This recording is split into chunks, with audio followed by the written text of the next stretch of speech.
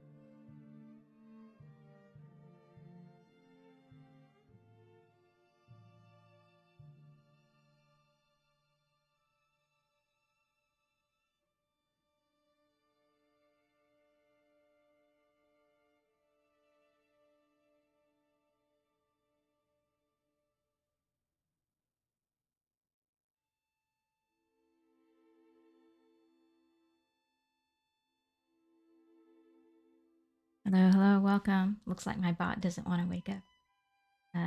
How's everyone doing today? I am Aletha Singleton. I create a lot of educational content around XR UX design, and right now I am working on self-studying, branching narrative, and bringing y'all along for the ride with me as I do that.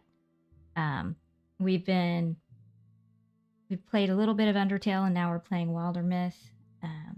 I'm wanting to, I know I played Wildermyth last week, but I'm wanting to start breaking down what they're doing to see which type of branching narrative they fall under, because I'm not quite sure. It seems like they might still be string of pearls. So here's this website if you haven't checked it out yet. This is an overview of what branching narrative is. What is it that I'm actually talking about here?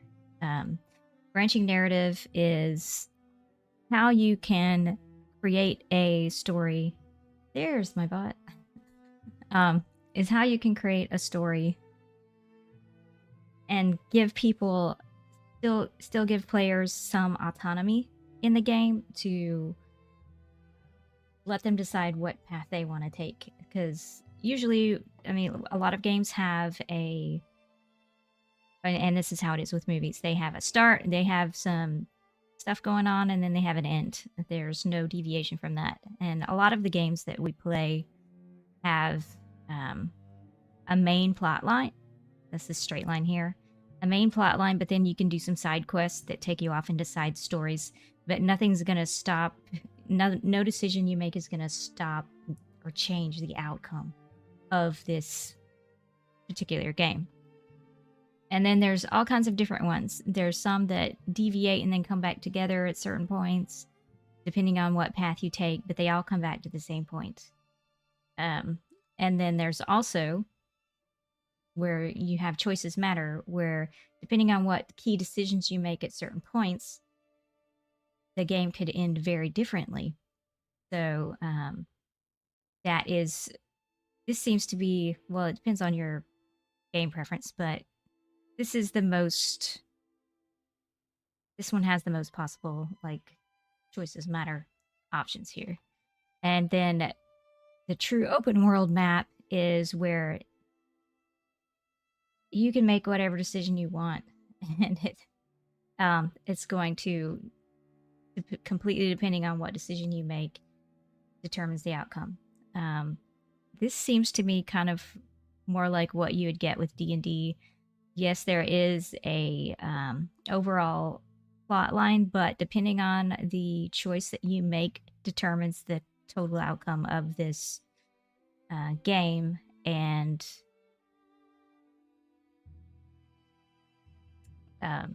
yeah, so I'm playing Wildermyth right now. I played it last week, and I'm wanting to see which of these types of gameplay this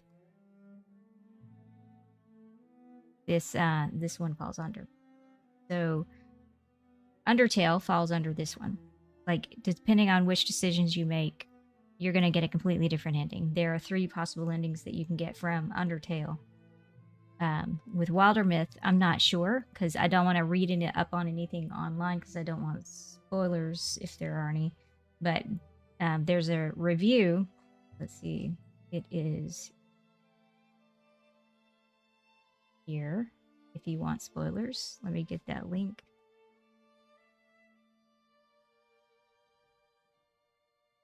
Share it with you in the chat. That didn't work.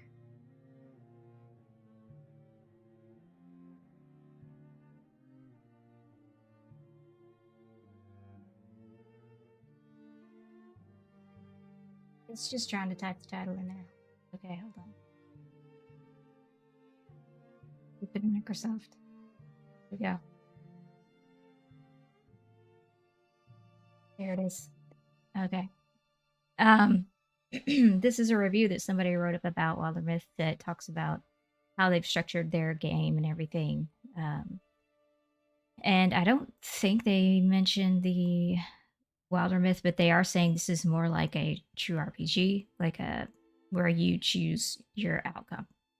Your character also depending on what character you choose, the story progresses based on that character, like that character choice. Like if you choose a coward, or if you choose someone who's stoic or whatever, the gameplay is gonna change based on that character.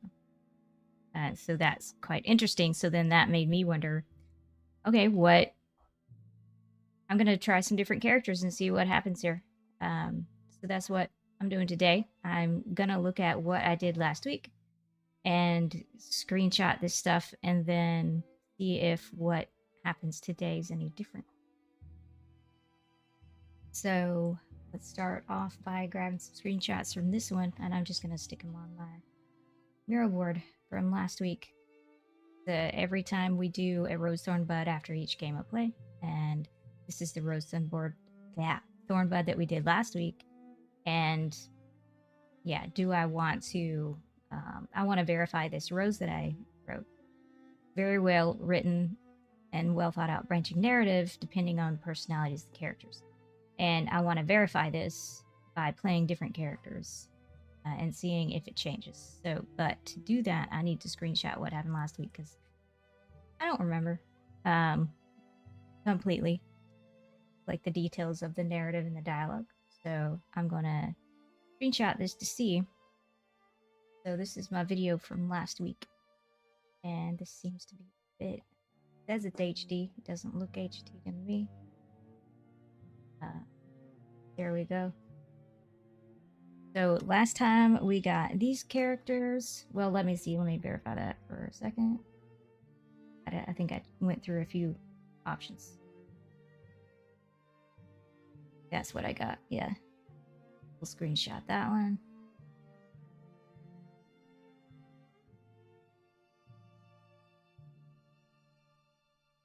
Pretty sure that's what I got last. Whatever.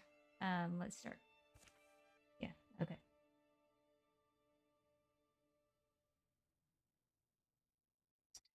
Decide on where I want to throw this.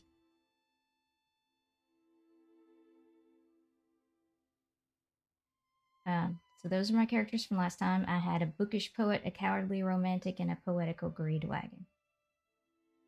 Okay. This is procedurally created, so it's completely different. Doing all the procedural stuff now, I guess.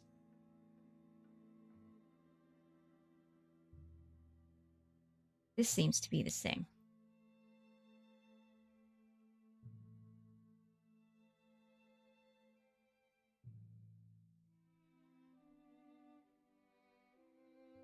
It doesn't tell me my character, though.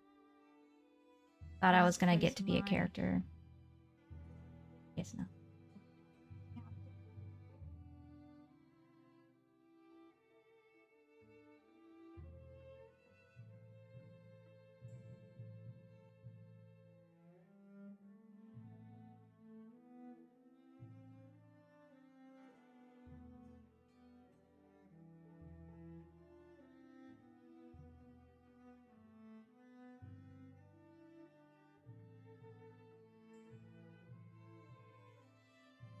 that stays the same because I've played it again, and that one stays the same. There's room. I think this stays the same. It might not be as dynamic as we think, but this is the intro game, so the intro game might be the same or pretty similar, and then it changes once you get into the actual game. Not sure. I haven't played it yet. A minute for another story.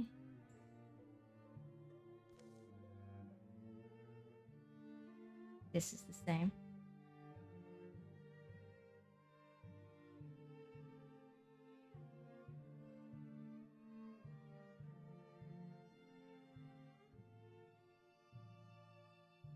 I'm wondering if the book's talking now that. Wondering if the book is cold. Stuck. I'm stuck here. So here's the author, I guess. There's a wiki.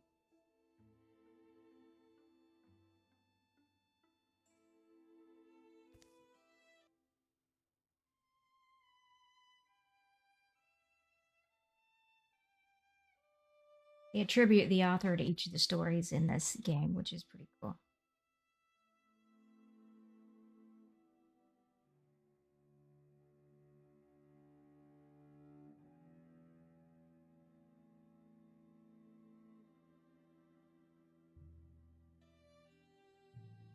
Anything to prove I lived, I guess. Not that I'm giving up. Someone will come. Maybe my friends.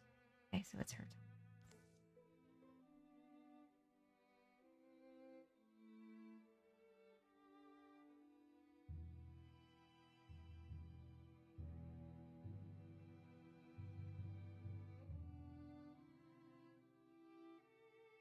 This part is the same. And they have cool tips here as well, which is nice. And you see your party members over here. This is how I started. Here in our yondering country,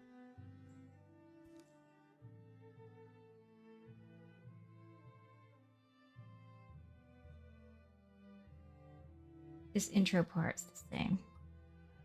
It just showed the character that I chose for that role. This was this character. So it procedurally includes whichever character you choose in this artwork.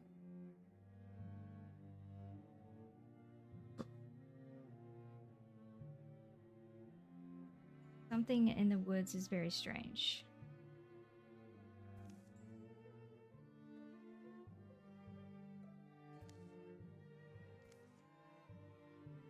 That's the same.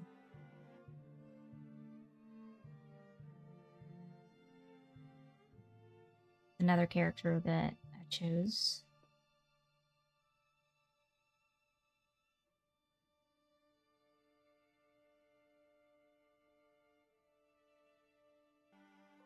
Concerned only with idle questions and memories, a young woman named Zephieta takes the seasonal road to the town of Ottergreen. How many times the town name changes each time? The map changes each time, like the world map and the name of the town.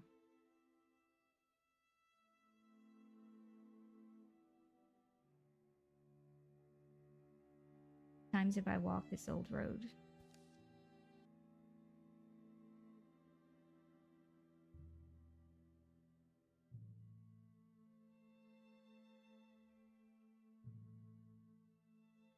So then one of my first questions was, because this is kind of poetic, the way she's thinking, is if she is the bookish poet, does this change depending on if you chose a different type of character? So that was one of my main questions. Does the self-reflection, does the dialogue change depending on what type of character you've chosen in this thing? And is that different when you get into the actual main game or just the intro game? Zephieta is one of my characters here. The nostalgic animal, the human. Call me true to my nature then. Breeze is light that day, birds are timid.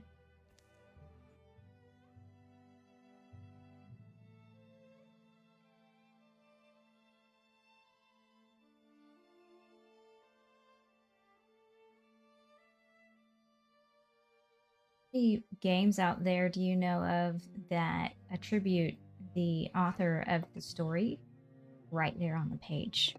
Do y'all know of any other ones that do that?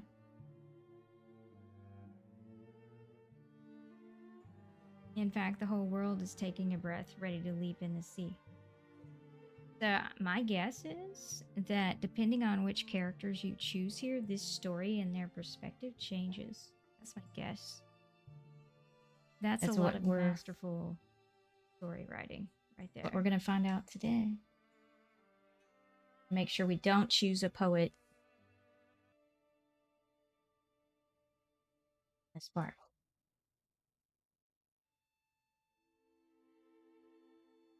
No one bookish, no one poet for this one. Does this dialogue change? Or is it just that the names and the characters and the artwork are changing? Everything else is staying the same? What?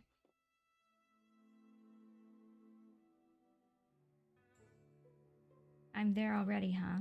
Here's the hard part. Getting Abric out of bed. Abric is the other character. Hopefully it's just him in there, and hopefully he's wearing clothes this time, or else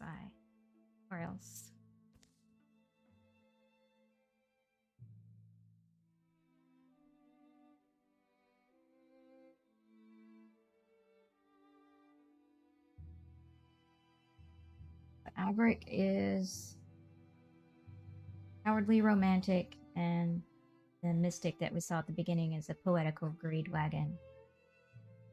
Not sure yet. I think I know what greed wagon means, but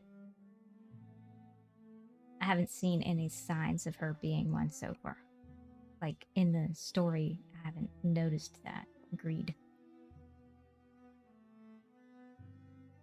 But I need to continue like playing the actual game. That smoke. Fluttering flames roost among the fire.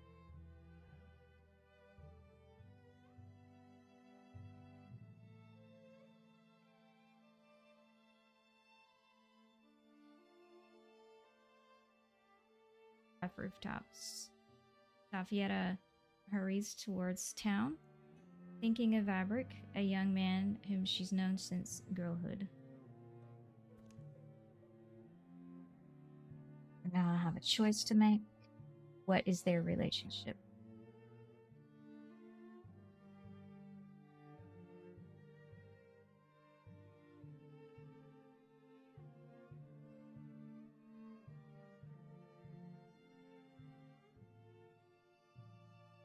I think I chose this one. Middle one, friendship. So I choose watch me worry and he's fine. He must have tried to cook breakfast again. I mean, I'd do this for anyone, I think. Rescue them, right? He must have tried to cook again.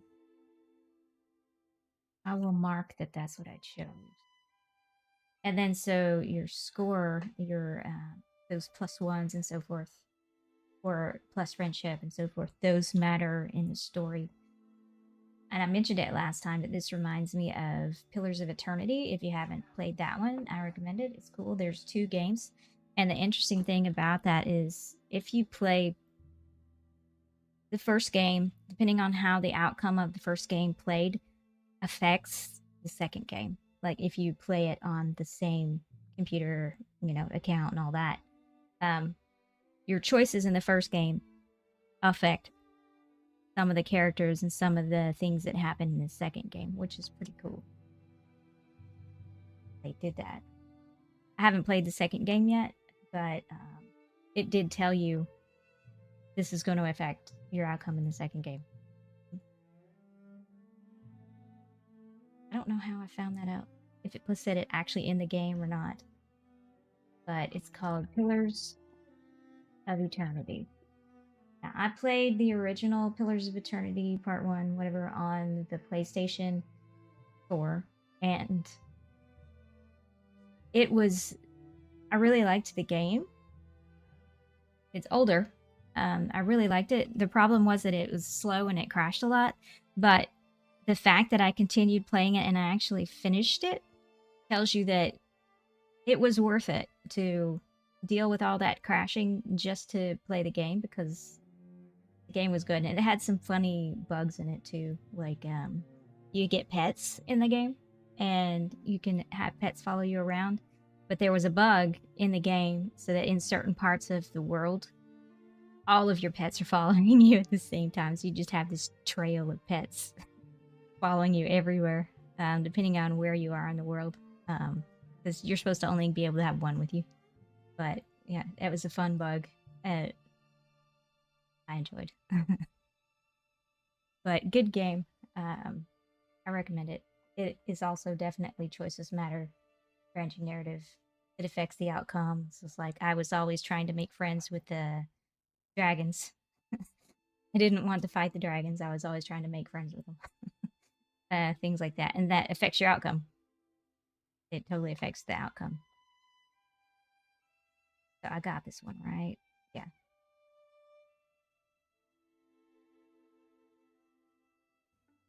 Barbecue, all right. I'll get you out. Just make a little noise.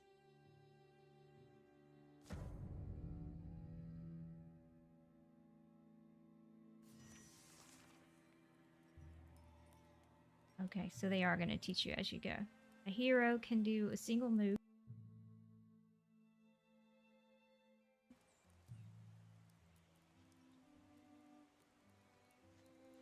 I think I remember this being the same word.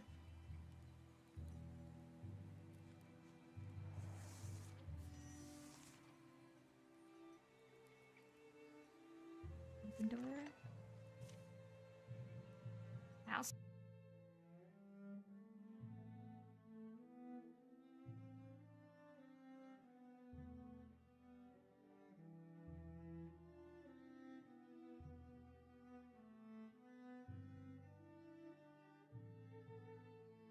Still standing at least.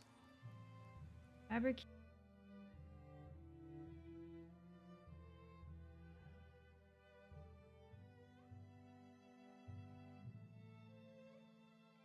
I go ahead and circle the one I chose here.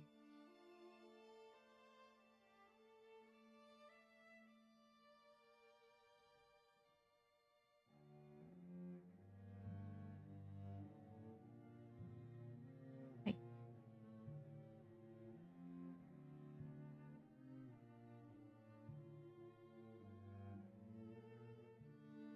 can't change the.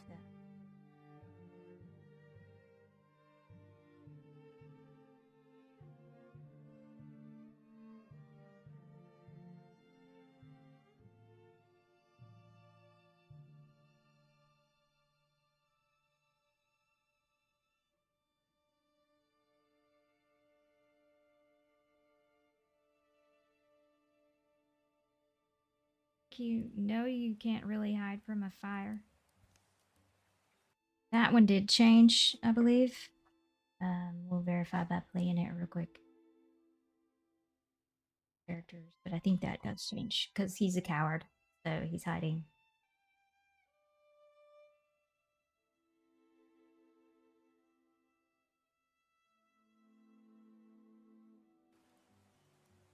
He doesn't know.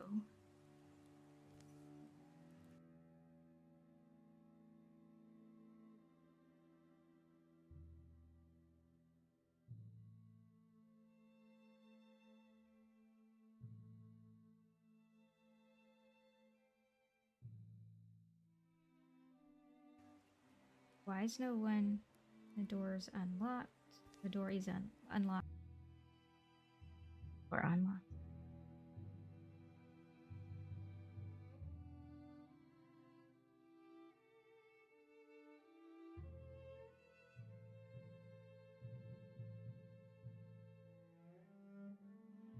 Locks.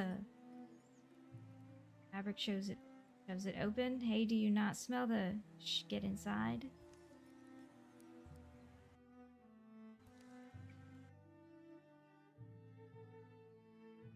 I think this part's taken. Yep, slamming the door.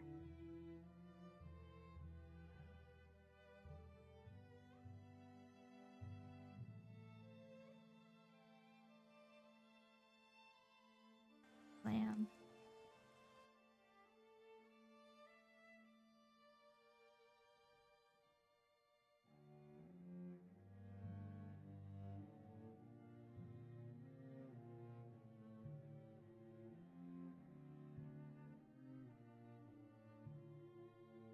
Yeah, these, what were they? They were things. They were monsters. They... How those things?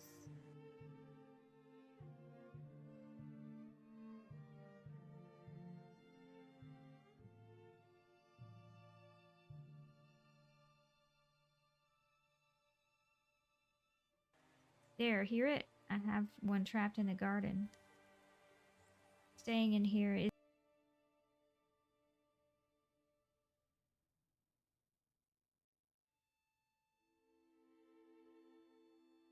So, less of this is changing than I thought it would when I first played through.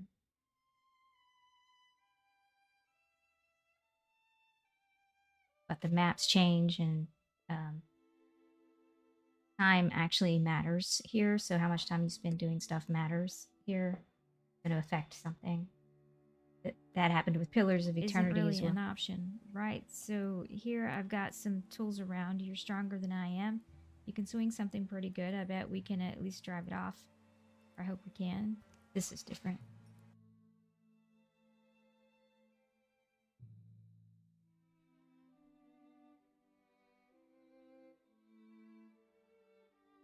Need to see if that shows.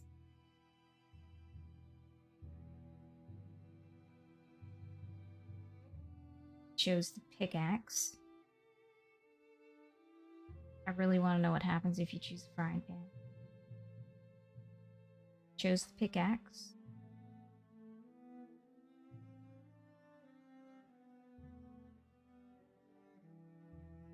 I believe.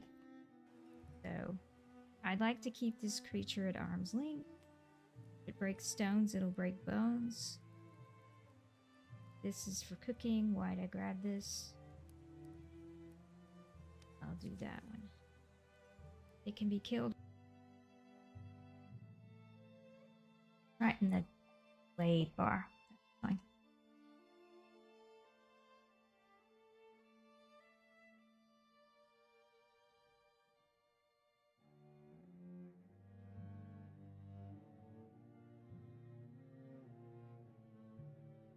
Right? Just be ready when you open that door. Okay, this is a faux card. Hooves thrown sloppily around beneath it. It runs staggering, bellowing its agony. Faux stays the same. At least in the second one that I played. Stayed the same. Can I pan the map? Oh, I can. Okay. Where's the garden? I guess it's over there. How do you get over there? Oh, okay. This way.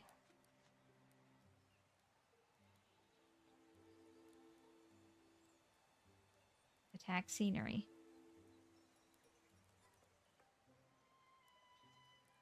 See if I can get more dialogue. Yeah, there it is. And he's about to die. Okay.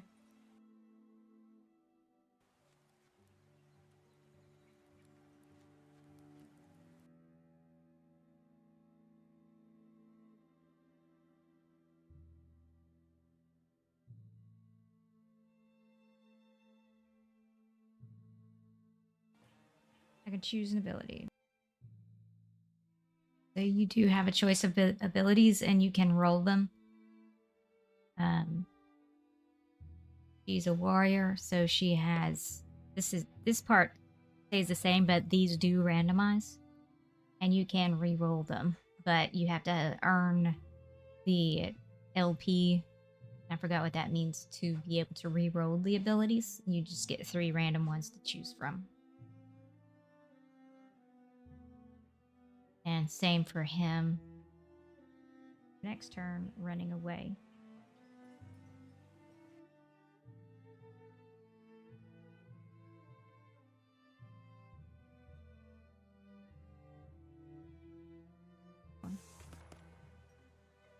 Same for him. Aubric Cobb is now a greenhorn hunter.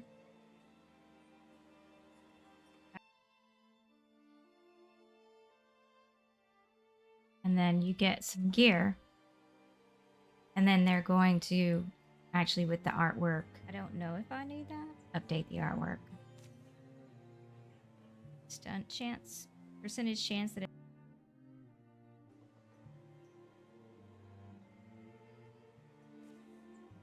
so it updated the artwork and put the strap on him.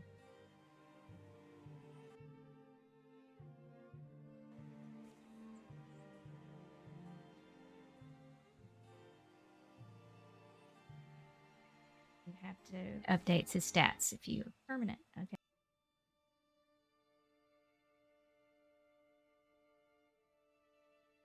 Please.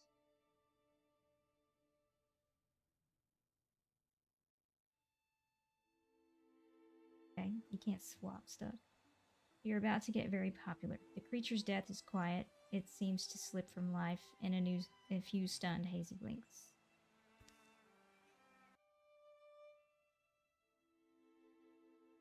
Feels to me like something with these monsters that they've been corrupted by something and they don't want to be the way they are. That they've been corrupted by something bigger. My guess.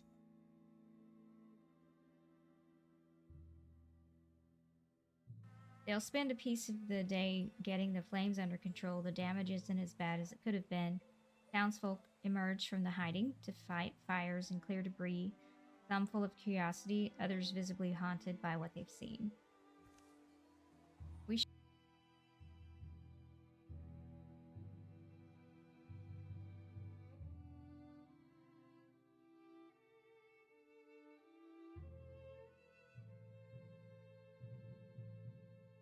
go. Goriel is alone, which isn't necessarily worrying, but just anyway, is promise is a promise. Goriel? She's at the ruined tower by now. It's a long way. Can we leave the town a mess?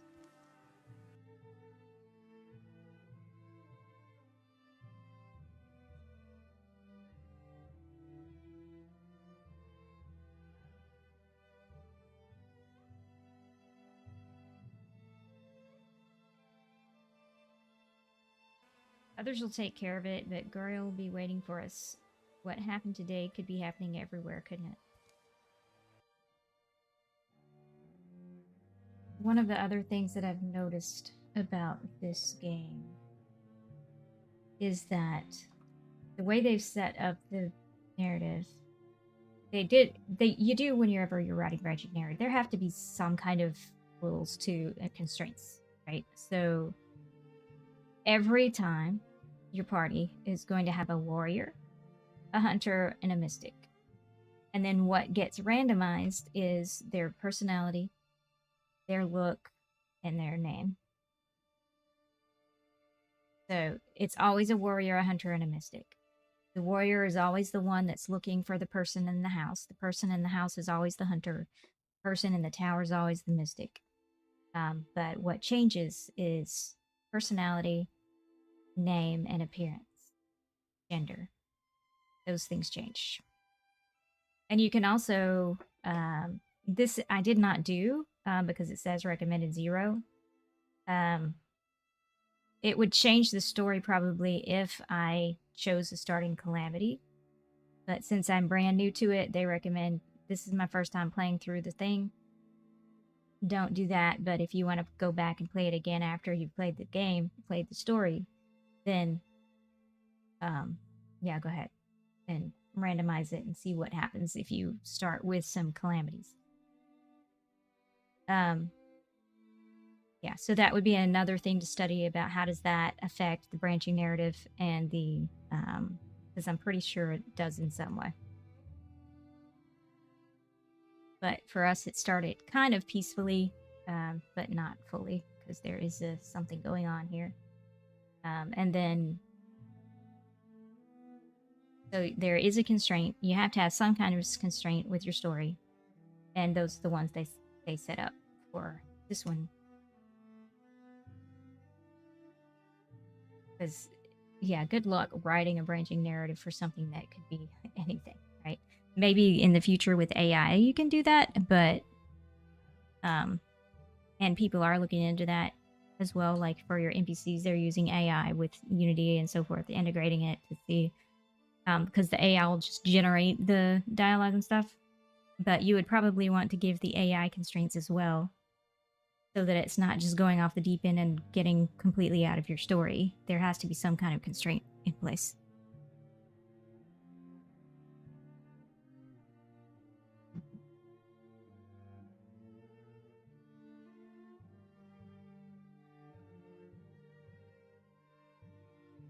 All right.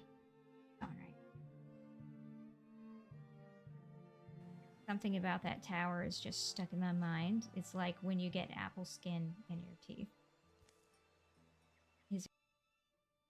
Yeah, this part's the same. This didn't change.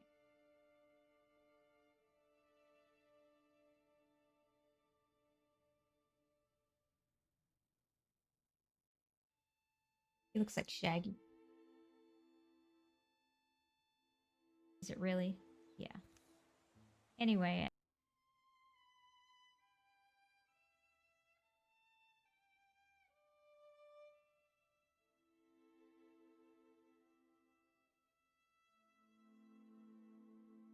I just think we said we'd meet her, we should. The tower in the hills. You've been there?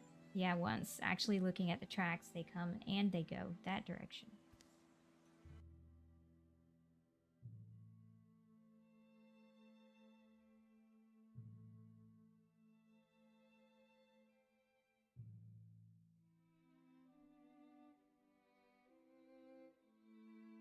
I want to type that so that I remember. I've already taken a lot of screenshots.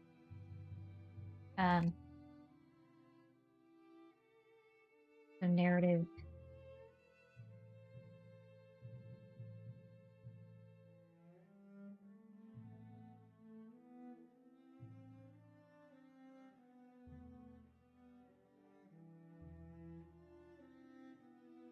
Always a warrior. One's always a warrior. Always a hunter. Always.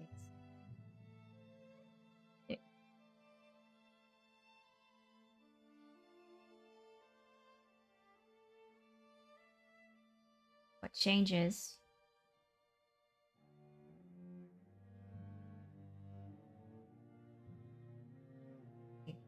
The constraints are the classes. Battle classes.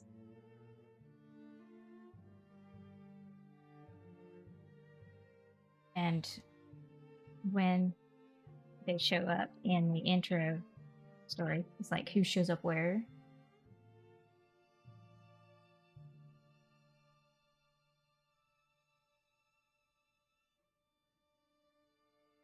When and where that class.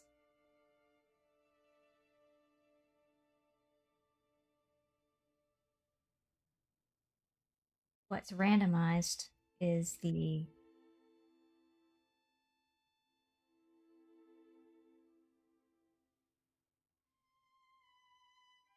appearance, gender, personality,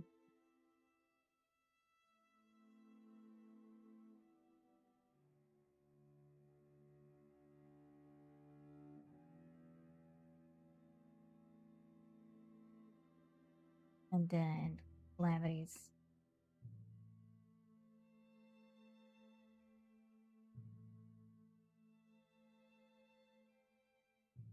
But I'm not sure how, because like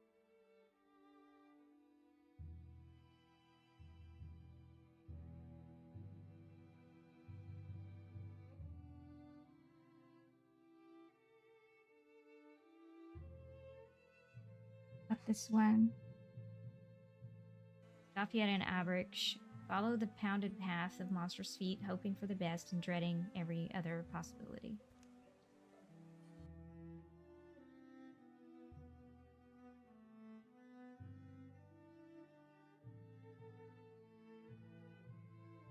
So we're choosing the relationship between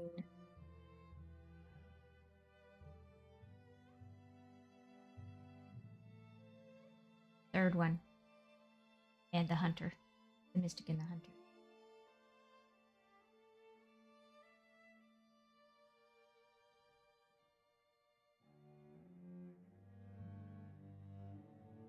I don't remember what I chose. Just be breathing okay so we can yell.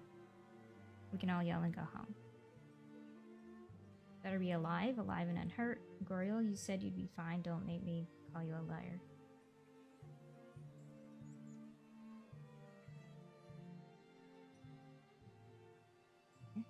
Better be alive and unhurt.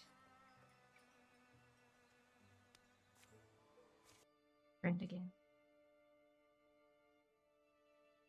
You're not gonna find me choosing romance.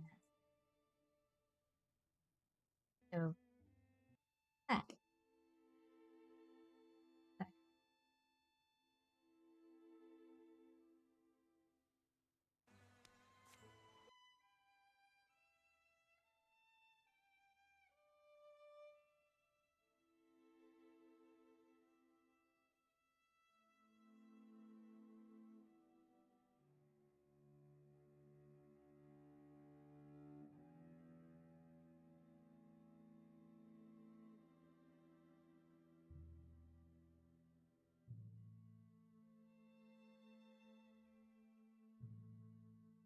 Probably do. I'll probably always do friendship and rivalry, unless I'm just wanting to see how the dialogue.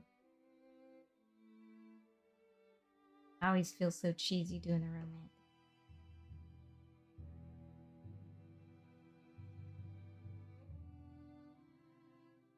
It only heightens their worry.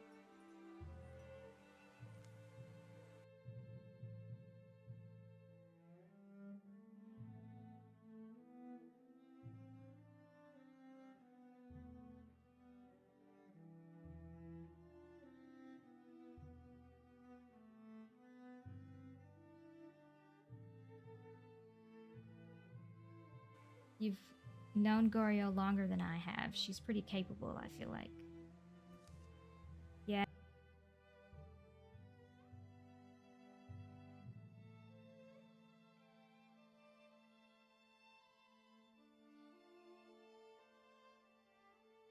So next time I'll have to choose a different option on choices to see if that changes anything, but what I might need to do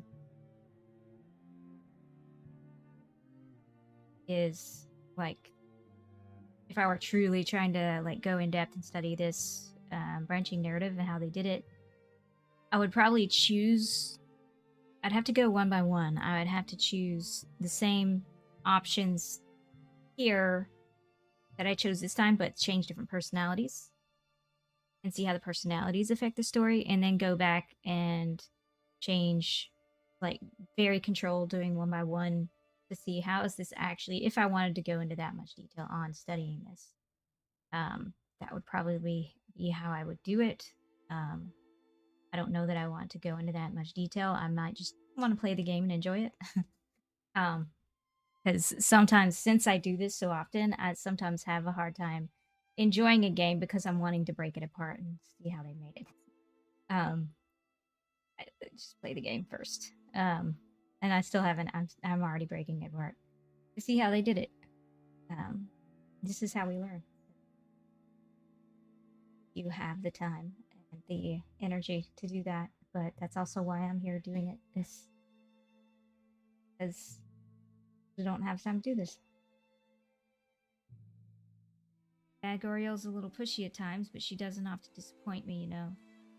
So I'm guessing each of those choices also really matters because it's gonna affect our party dynamics, I'm guessing. as well. If it's like other games, it'll affect not only like the dialogue, but also maybe buffers that each gets whenever you're in certain situations. Like, I've played games like that before. Like, if you ever played Persona 5, the stronger your friendship that you build with each of the characters affects certain abilities that you can do in battle. And, like, whether or not, if you're in a pinch, they'll, like, come and be able to get you out of that situation. It all depends on the relationship that you've built with each character. So, Persona 5. We are going to look at that one at some point, but I want to verify before I stream that one that it is okay to stream it, because for a long time they didn't allow it. So, because they didn't want the spoilers out. There were certain things they weren't allowing you to stream, so I want to make sure I'm not violating their terms of service before I do that.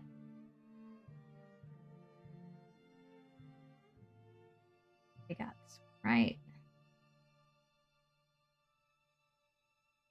I love that game. I highly recommend it if you haven't played it.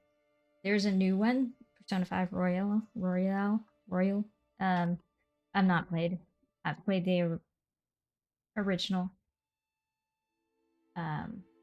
Very good. I love it. I got spoiled by it. It was one of the first games I played, returning to gaming after a very long time not gaming. Love that game. Voices do matter in that game too.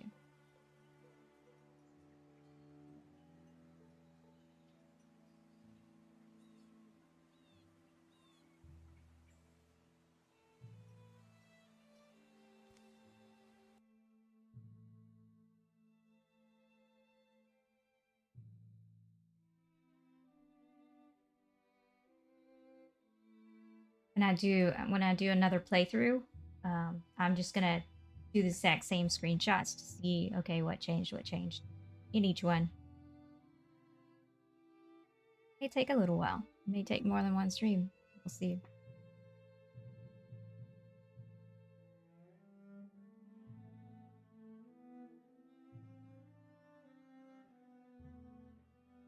Weird things do tend to happen around her, but I'd say she's probably up there now. Figure.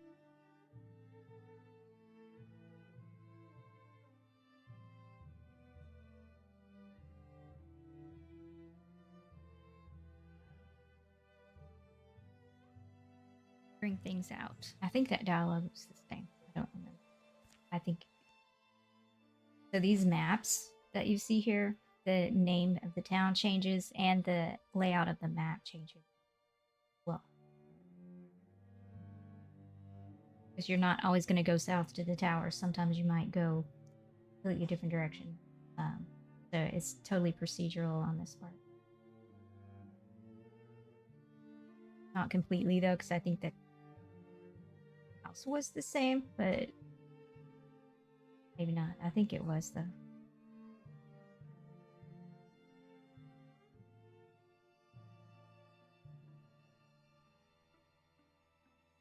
In order to find sites in the wilderness, heroes must scout the land, which takes time. Click on an unscouted tile to show this scout.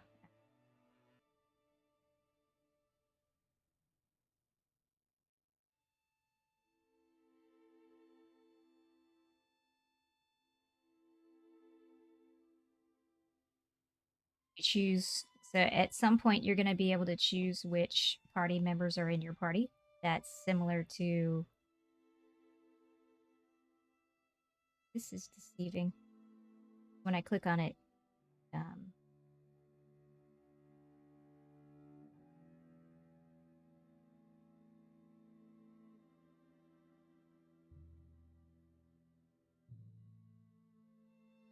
didn't scroll where I thought it was going to scroll. Totally went way forward.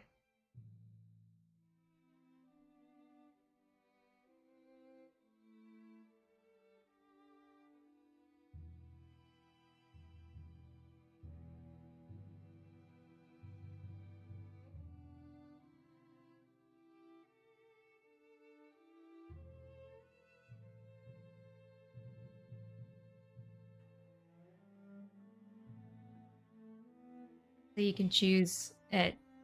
This reminds me of Pillars of Eternity. It's like anytime you're going into a new battle, like Persona as well, you can choose which party members.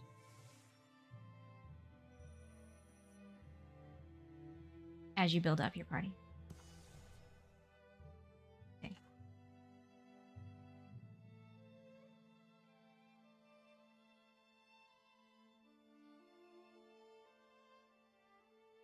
I want to make a note of that though, the maps and the names of the towns and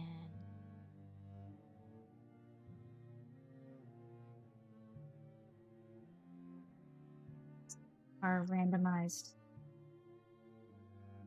town names.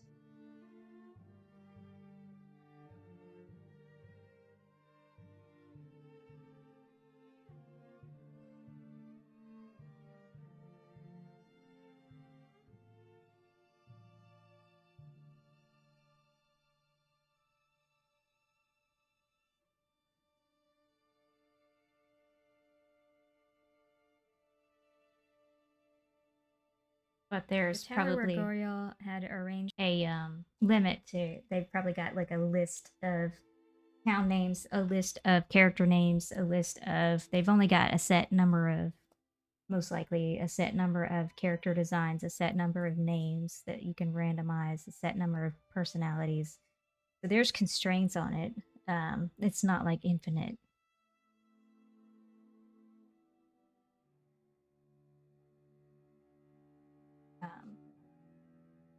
Kind of like in D&D, if you've ever played D&D roll tables where you've got like you roll a D100 or whatever to choose a random town name or a random character name or whatever. Gonna be something like that. There's a set choose from.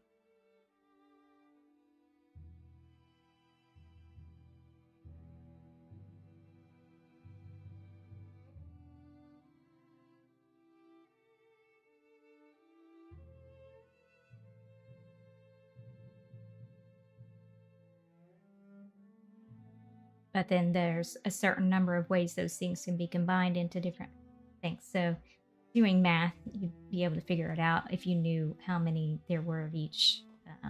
I'm not going to go into that much detail in studying this. It'll be much less than that. But this is like what you would do like with D&D. There's a certain number of classes that you can choose from, and character designs and things like that.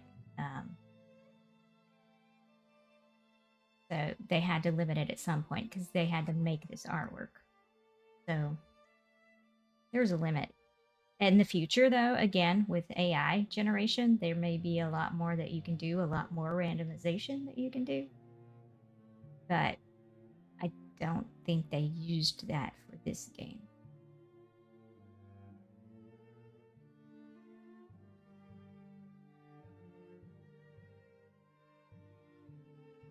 To meet Zafieta and Aberg is a place she often used to escape to as a girl. This is the previous night. She knows its rooms and floors so well.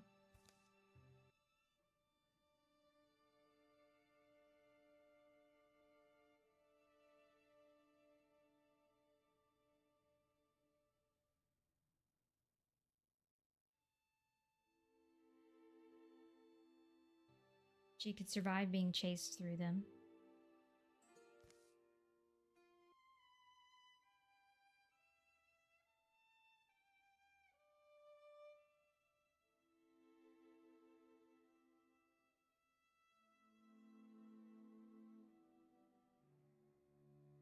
And now I wait, I suppose. And she's coughing for some reason. Yeah, so I was wondering, because she was a poetic personality in this one, that maybe this self-reflection stuff changes depending on your personality. Like dust gets deep as rain puddles in here. Sounds a bit poetic to me. Does that change? And at the second time because I played through it on my own line, and same. So that part didn't change. but I want to verify what does change and what doesn't change. At least with one playthrough, so we get some kind of idea. And then again, it probably changes once you get into the actual story, because this is an intro. This is an intro story that we're playing to learn how to play the game, so it's kind of like a tutorial story to teach.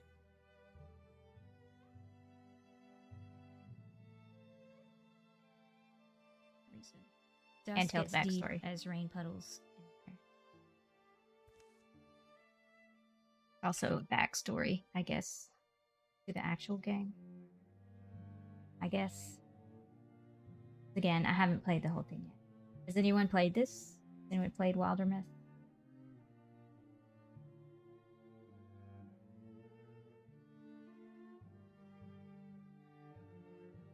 Alive is alive until that beast breaks through.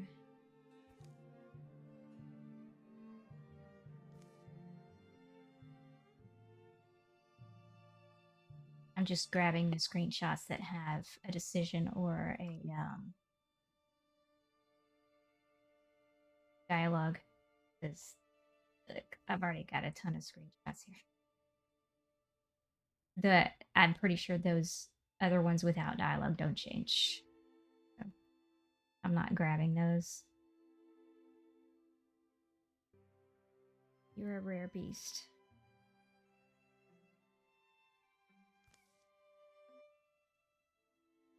I think this didn't change.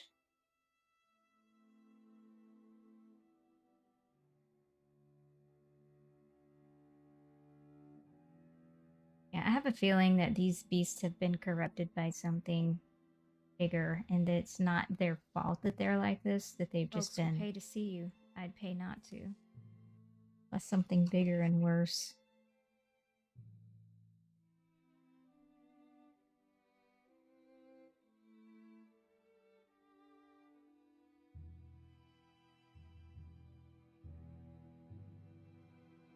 Picturesque old tower, perfect for a plot twist. Now it's little more than a strange nest for spiders, owls, and trysting lovers. But as the old will tell you,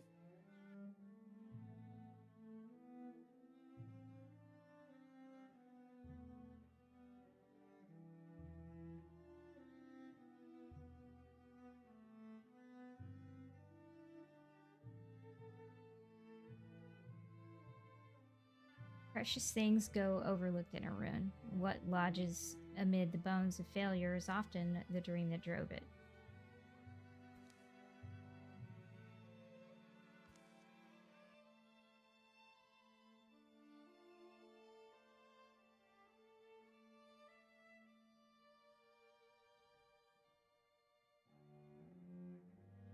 That's dream.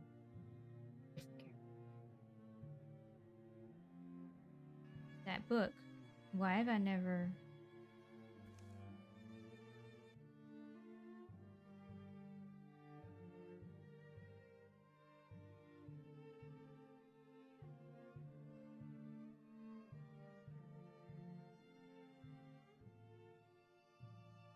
Easy there.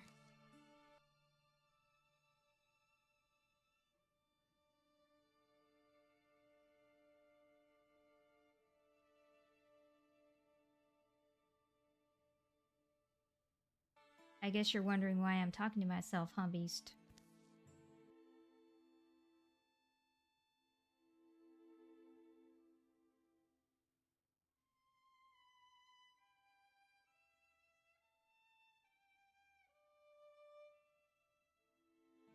I'm also wondering. Goriel bends to pull it loose.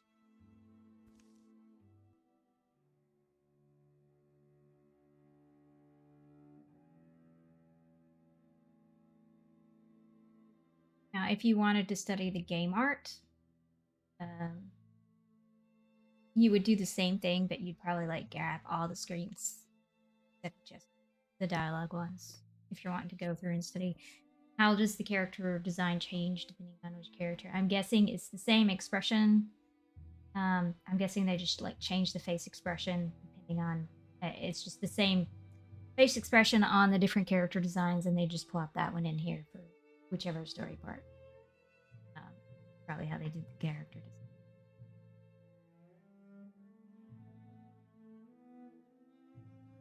Looks heavier than its slender spine suggests.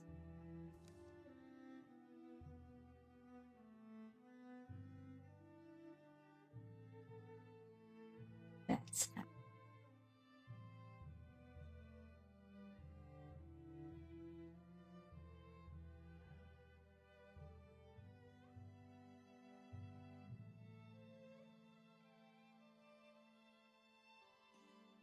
Look at all this.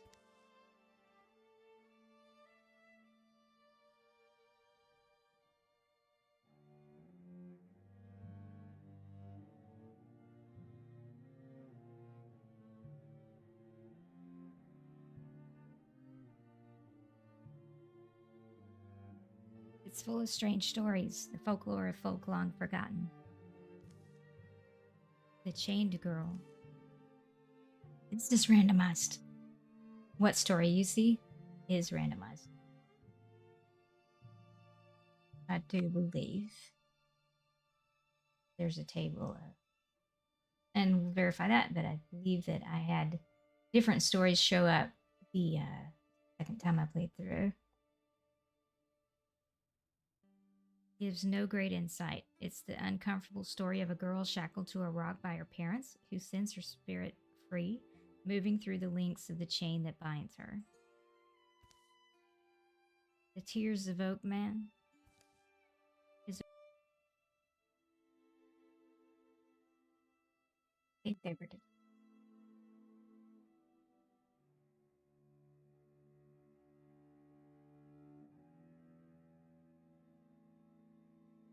It's a weird, rootless tragedy of a man made of oak who stands on a sea cliff and is eaten by termites as he waits for his driftwood love to wash ashore. The flotsam beauty floats forever past the edge of the incoming tide. The Otter Green Dancer. The Otter Green's the name of the town.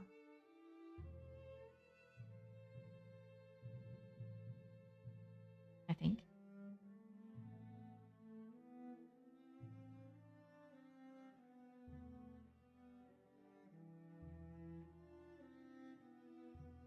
Claims there once danced a man in so many spinning circles that he stopped moving and everything else began to turn instead.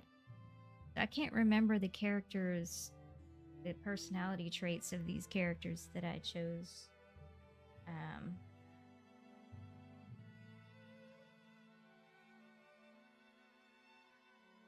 And it's keeping track of the log here.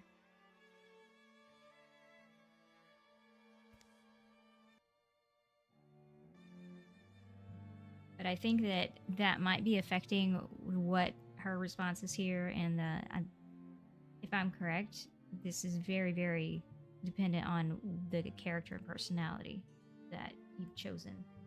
And I could go back and choose different characters and play it again to see if anything changes. I'm guessing it does, because this is procedurally generated. And if that's the case, then this is actually a very brilliant branching narrative that I want to study a lot more. I don't think that it changes as much as I was originally thinking. Because, yeah, there are constraints. There have to be constraints in place. But that's why I'm playing through it again. It's right there. Is because I want to see how much there is here, how much randomization is here. Because we learn the best by deconstructing things. So I'll probably, when I get to where I'm going to be spending more time studying branching narrative, maybe here on stream, I'll be doing that. We'll see. Branching narrative is important for game design, to give people license and to give variation, and it's another way of helping people to want to play your game again instead of just a one and done like a lot of games are. If you randomize it enough, people are going to keep coming back and playing it again. Like with there's this game that doesn't really fall under this like genre that we're playing right now, but it's called Stellaris. and is completely procedurally generated, but it also has this concept of branching narrative in that choices do matter, and depending on your decisions and your personality of your race that you've chosen to play, because you're like this, it's interstellar politics and stuff basically, and you're branching out, you're building your empire or not, you're fortifying what you have, and based on your decisions, it's like, are you going to be an aggressive warrior type that's going around conquering your neighbors and destroying everything and taking over everything, or are you going to be passive? My character, my race that I'm playing is this very scholarly, researchy type of anthropology type race. It's an alien race that they're all alien races. I think you might be able to play humans, but I am doing my very best in my playthrough of Stellaris of this race to be true to that race and just not fight anyone. And all about research, all about learning, all about like, and so it's funny how my responses affect the conquering races and stuff, because I actually survived. And we wound up not being enemies. It's funny. And so your choices affect that game as well. It is very, very addictive, though. If you want to have a life, you're going to have to set constraints for yourself on that one, because outside of the game, you are going to have to set constraints on that. It is very addictive, and I spend way too long playing that game.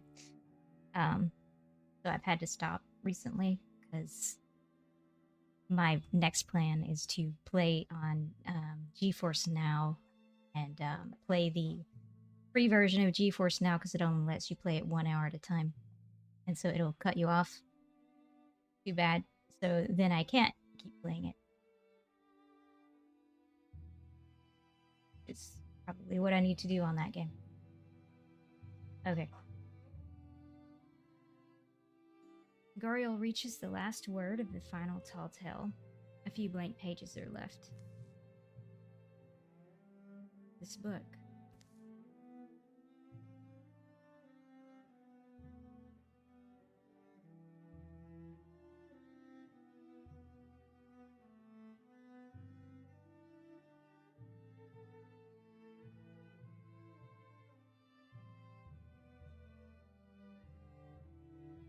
Stellaris is also procedurally generated maps and stuff. It's never the same. Something in her feels like it's coming loose, but she can't tell exactly what. There's room in it for another story. Hold.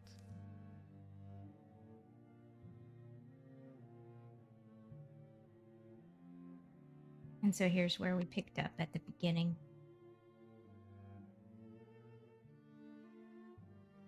We were at the very beginning.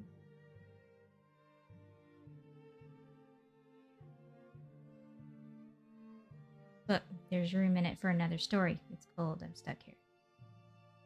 Anything to prove I lived, I guess. So we're back to where we started. It was her thinking, not the book. Okay. But the book is magical. I'm stuck here.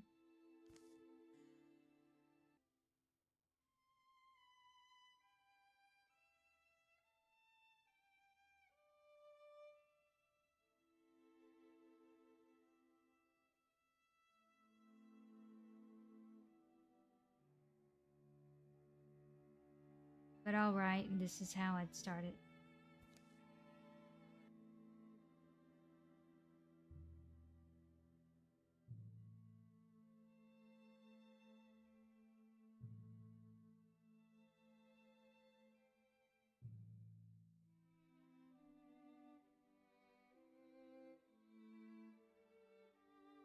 Here in our yondering country, Goriel writes, words are ready.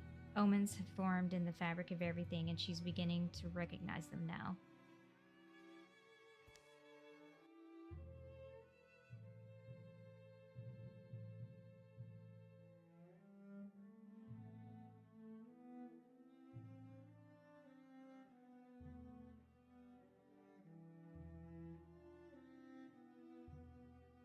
Some are just misgivings. They've crept through her body like the sourceless aches one wakes with.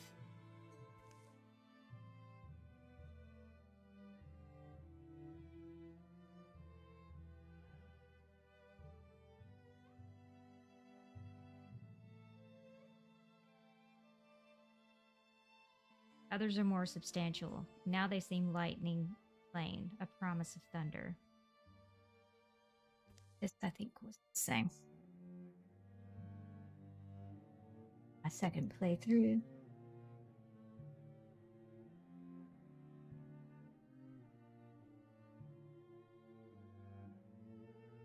We're in the wild black woods where birds once built. A hateful silence.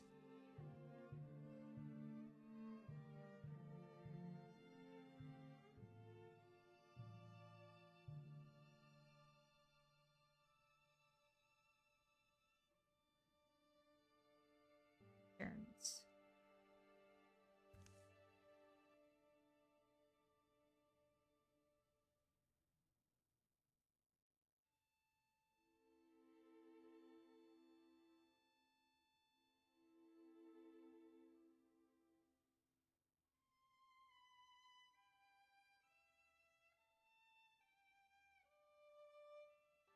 Pain lights Goriel's head.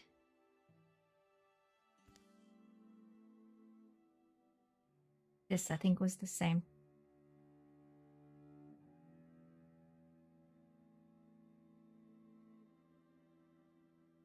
But another value of branching narrative is like it doesn't just apply to games, like entertainment games. It also applies very much so to training if you're wanting to get into XR training. And to make the training more compelling and to make the choices matter in the training. Branching narrative is a way of doing that. So that's actually how I got introduced to branching narrative, was creating training with consequences in on my team back at Fortune 2 company. And we were creating training with consequences, and we created branching narrative games, training sims. And so that's how I got introduced to it, and why I'm studying it now is I wanted to understand more about it. It is, again, its own art.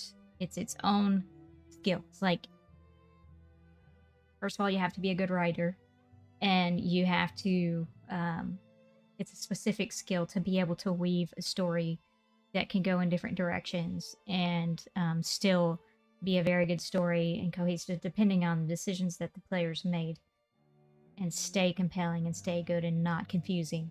This takes skill and work. And so just like development is a skill that you have to train, you have to study. Design is a skill you have to train, you have to study. Art, all of those things are skills with certain foundational methods and principles behind them.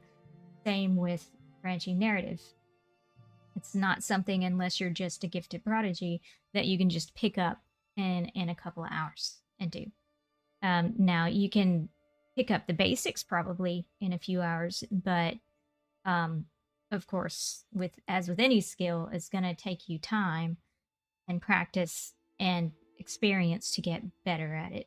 And like, if you couldn't, probably, maybe you could, if you're already skilled in writing and you're just like connecting the dots here with branching narrative, then maybe you could just go out and get a job with it if you're already a skilled writer.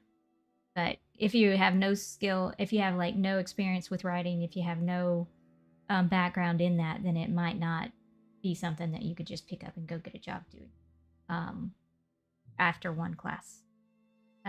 Probably. Because again, it is a skill that you have to study and learn. Just like UX design, just like any other, like, profession. It's a profession. Now, you can understand it and study it, like I'm doing, to make it better at whatever other aspect of design you're a part of, or whatever development, because developers have to know how to weave all this stuff together as well. But as a team, it's very good to understand how it works, regardless, because as a team, you're a team making a game, or a training sim, or whatever. Already screenshot this one.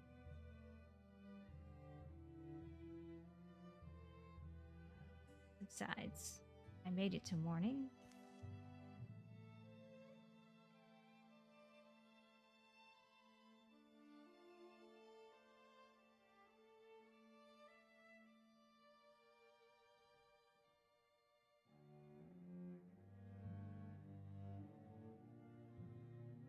She lowers her bleary eyes.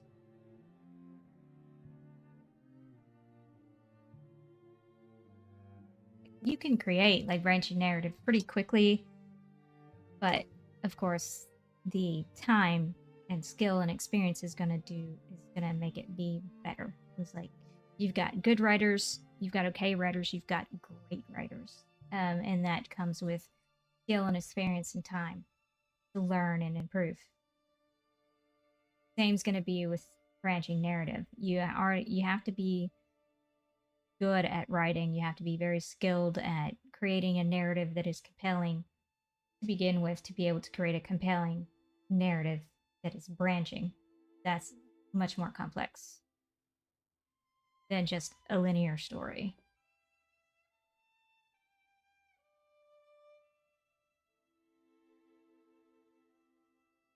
Her story lies before in luminous script. Empty pages have sprouted behind it.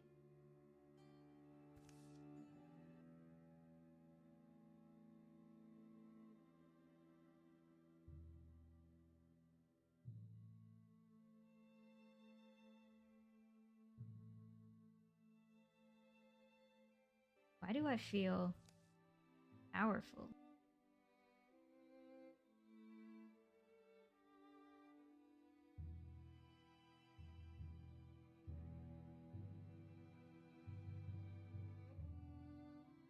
I think that was the step. And she chooses. I chose the staff. I chose the staff in the second one too. I do want to find out what happens if you choose a spoon. But I chose the staff.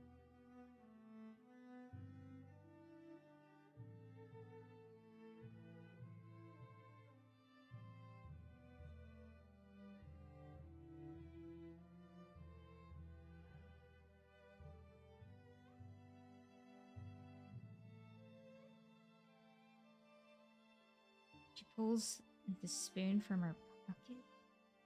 She slides a branch from the revel. It's sturdy. It has a palm-loving twist.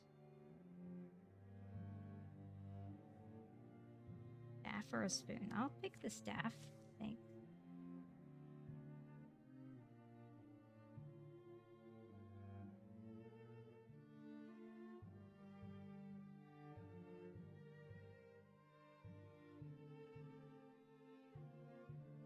Got a lot of screenshots here.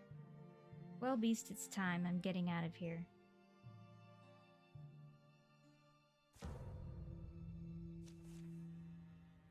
And depending on if you chose battle, I'm gonna fast forward through the battle, try to get to the dialogue, because there's some dialogue where they show up.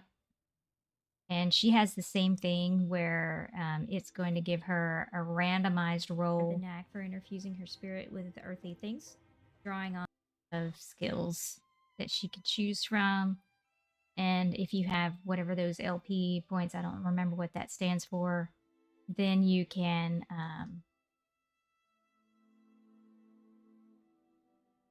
reroll those options. And now she's getting these pauldrons, and these pauldrons are going to show up on her artwork now.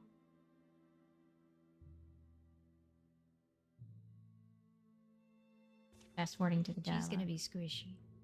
More monsters roam the ruined halls and rattle the rotting furniture. And yes, she's going to be squishy.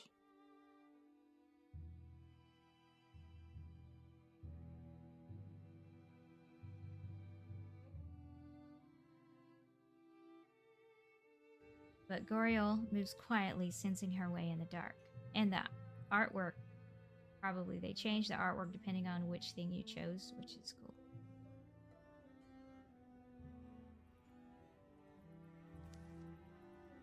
I mean, that's a standard thing they do with games, is like they're going to hopefully update your character design based on the things that you choose in the game. Not all of them do that, but many of them do. So it's not a unusual thing they're doing there. It just looks cool as a comic book artwork instead of 3D model or something.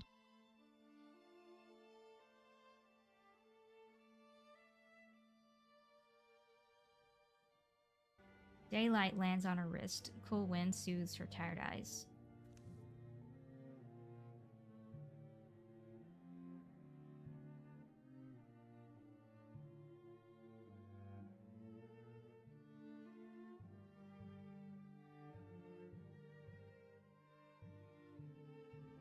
Still the same world.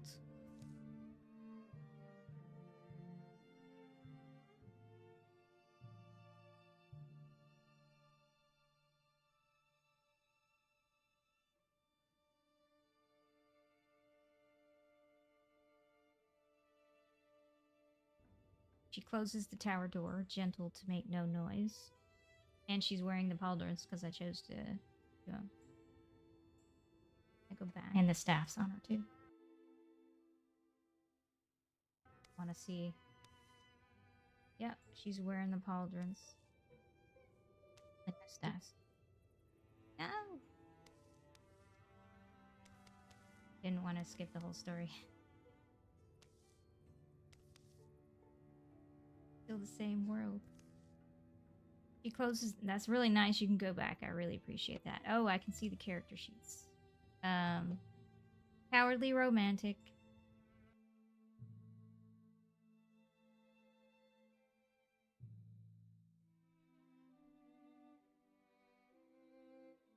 Or door, gentle to make no noise. And she's wearing the pauldrons because I chose to go.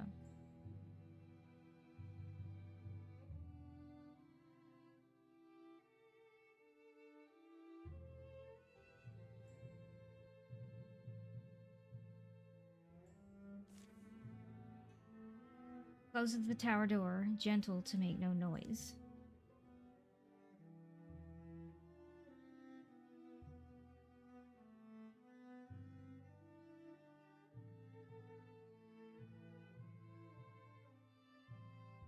That was the Mystic's art that I did, right? Tower? Where'd I get that from?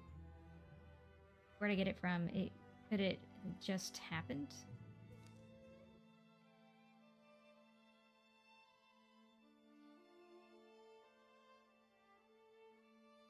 Brain was having trouble repeating last week. Is it just one of those things? Things a woman's born with that might blossom in her life when she needs them? Well, I might not deserve it, but you never turn down a turkey, so they say.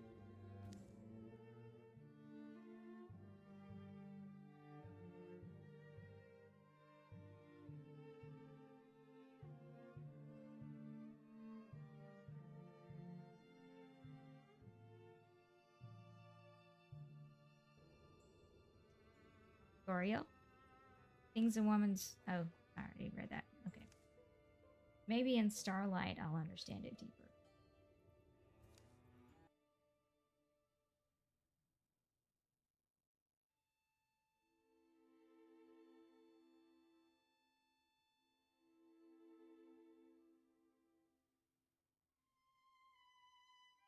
Goriel, you all right there?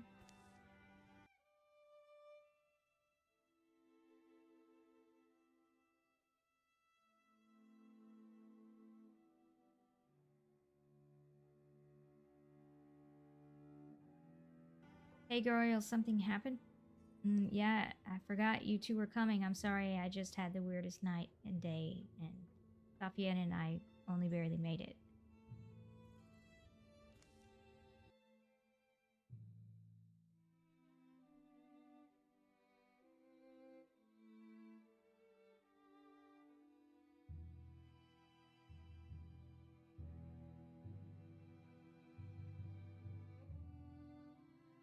Yeah, see that smoke on the horizon? It's from the town. Yeah, that's Otter Green. It burned?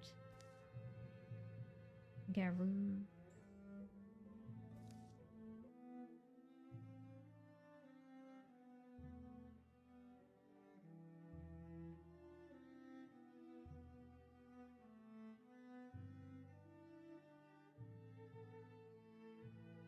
This part's almost over. Things are different than they were. Yeah, well, I don't know if you've ever seen something quite like this. A monster? Sure we have. We slay monsters.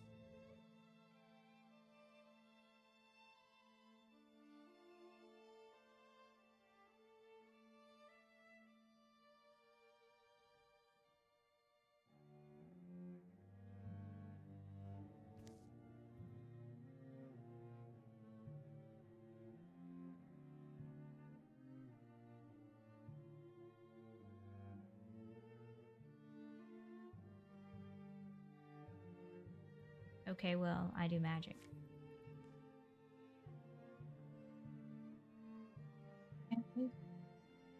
Approach as much as possible. I know the gameplay is completely different than Pillars of Eternity, but this kind of gives me a vibe of that. So, somewhat.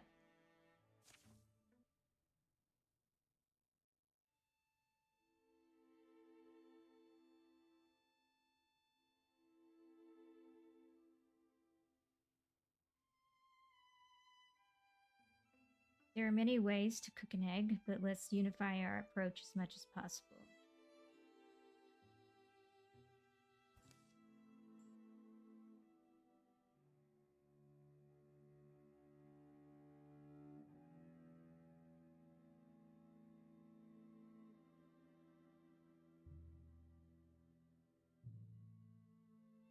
A perfect understanding isn't likely to emerge. What these beasts are, where they came from, what drove them to attack the town of Ottergreen, but letting them nest here feels like the wrong idea.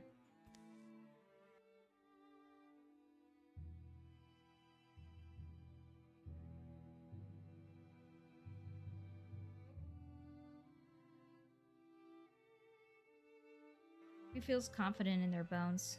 Got a good, easy plan? Sure, well. Okay.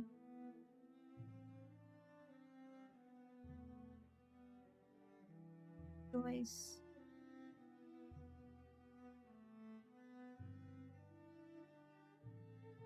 When I chose.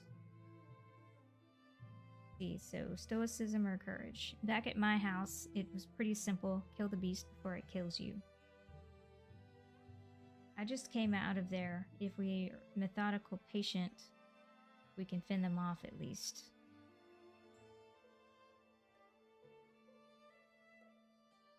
I'll do that one. Stoicism.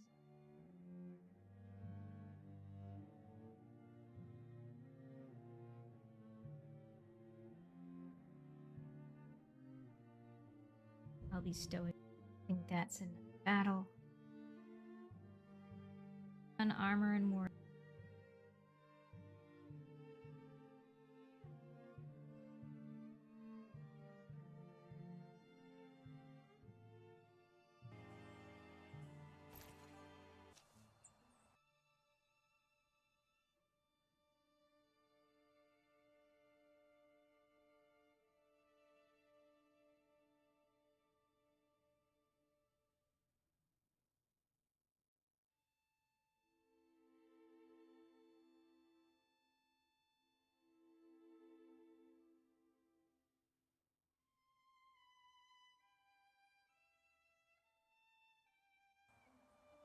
Last misshapen creature folds its bones and dies. Blue fluids darken the dust. Their calm exit to death is the most haunting thing. Feels like they're suffering. Sick.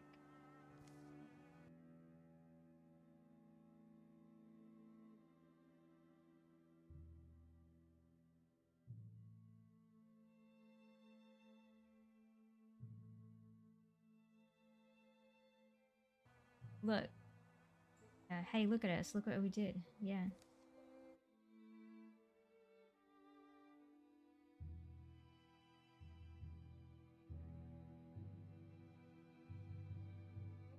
think this is almost it for this dialogue, for this part. Day drops, day rises, dusk is sweet, the sunrise sweeter. It's not long before they've cleaned the old tower up a bit. There's still 1,000 questions this place excites.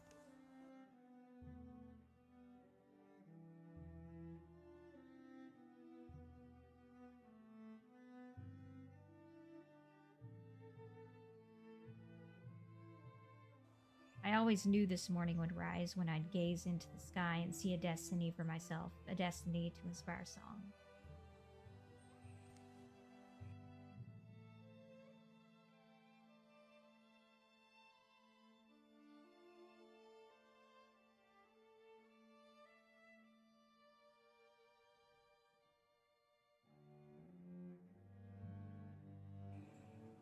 Let's not wait to be overrun. We're a company of heroes now. We'll walk the land, we'll fight. People need us, we'll give ourselves a name and make sure it's one they'll sing. Sounds like you've thought about this. So name the company?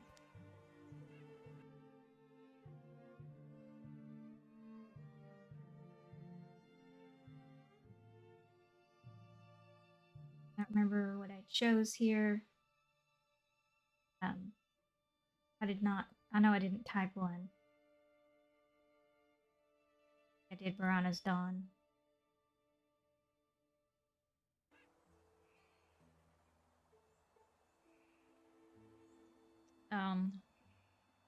Will be called Hawk's Freedom. Well, how about Barana's Dawn? Maybe the Druids of Rage? Or enter your own name.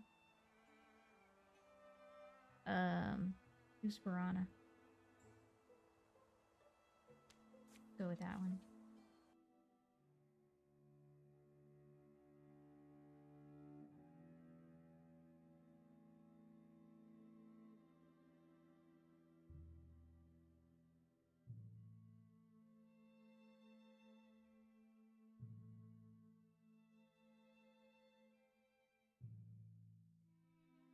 After that, the three of them were inseparable. Rumors are rampant, heroes are needed.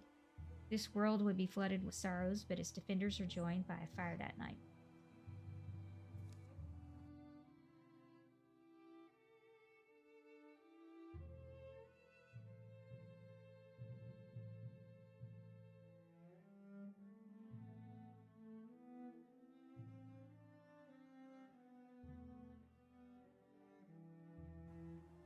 Here, follow the tales of Barana's Dawn. Be remembered.